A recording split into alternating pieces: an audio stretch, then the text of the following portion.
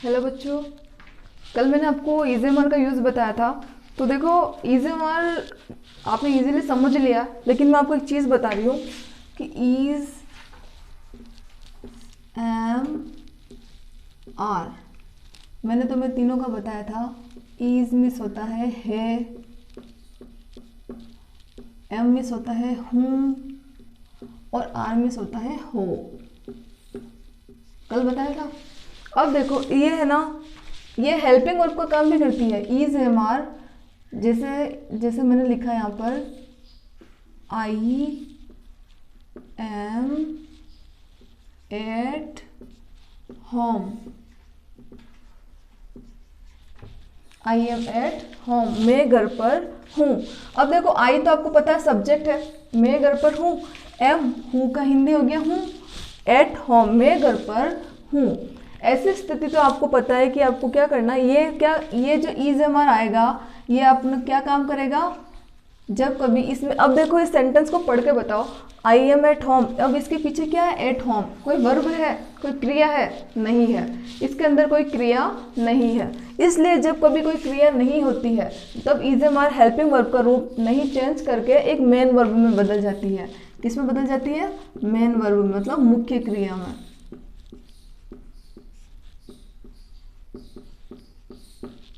For example, I am teaching.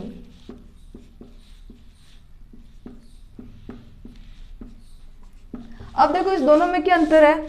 I am at home, मैं घर पर हूं, और आई एम टीचिंग, मैं पढ़ा रही हूं।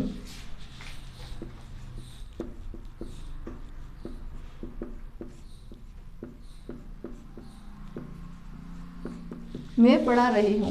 अब इन दोनों के अंदर ये अंतर है,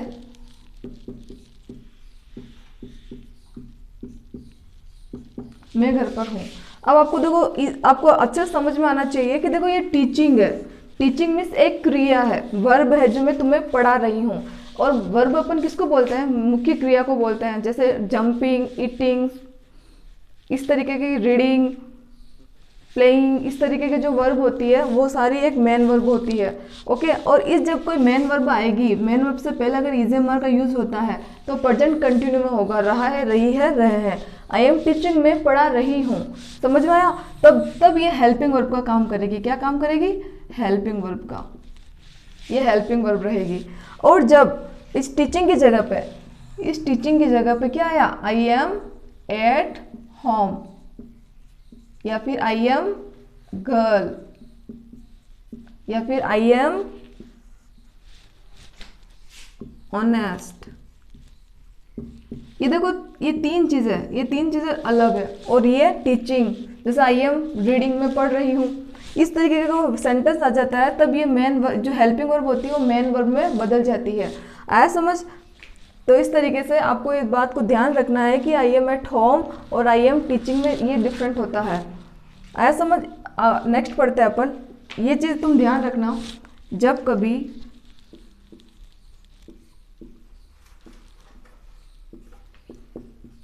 इज एम आर के बाद वर्ब की फर्स्ट फॉर्म प्लस आईएनजी आता है,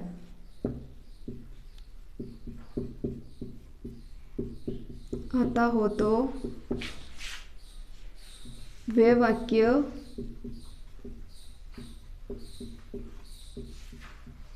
प्रेजेंट कंटिन्यू, रहा है, रही है वाला हो जाता है ना।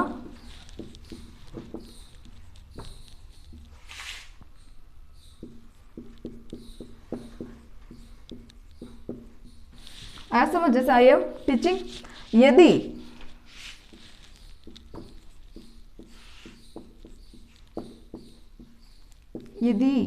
इज एम आर के बाद में नाउन, संज्ञा, जैसे ही इज राम, संज्ञा की परिभाषा क्या होती है आपको पता है ना? नाम व्यक्ति के स्थान को अपन संज्ञा कहते हैं। इज एम आर के बाद में नाउन, संज्ञा, प्रोनाउन, सर्वनाम, संज्ञा के नाम पर प्रयुक्त होने वाले शब्दों को प्रोनाउन कहते हैं। जैसे he, she, it, name, I.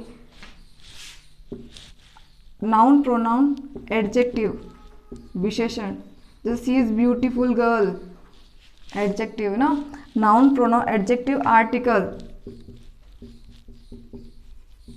Article जैसे ही इज अ डॉक्टर, वह एक डॉक्टर है, अ डॉक्टर ना, तो आर्टिकल ए एन द का यूज होता है।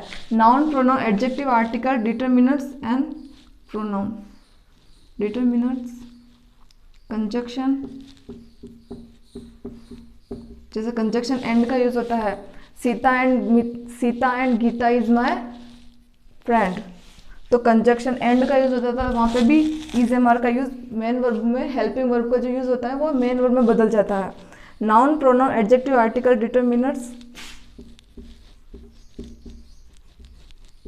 a few determiners, noun pronoun adjective article, आए समझ। इस तरीके का कोई आ जाता है, जैसे कि